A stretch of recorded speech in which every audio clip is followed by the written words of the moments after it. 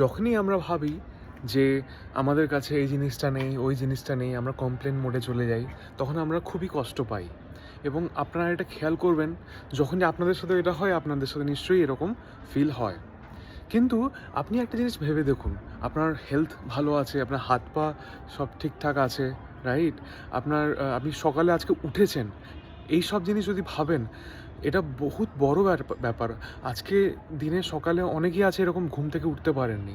আজকের দিনে অনেকেই আছে যারা সূর্যের আলো দেখেননি। আজকের দিনে অনেকেই আছে যারা শ্বাস নেননি। আজকের দিনে অনেকেই আছে যাদের কিডনি ঠিকমতো চলছে না।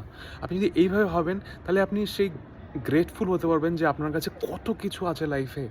তো সেই জিনিসটা নিয়ে খুশি থাকুন যেটা আপনার কাছে আছে।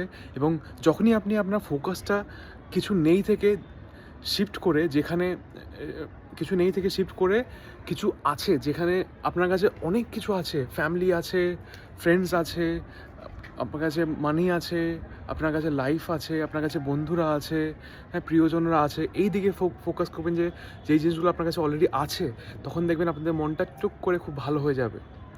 তো গ্রেটফুল হলে আপনার মাইন্ড খুব ভালো থাকবে, এবং have that gratitude in your mind so that you feel happy, healthy and live long. Okay, if you like this video, follow me.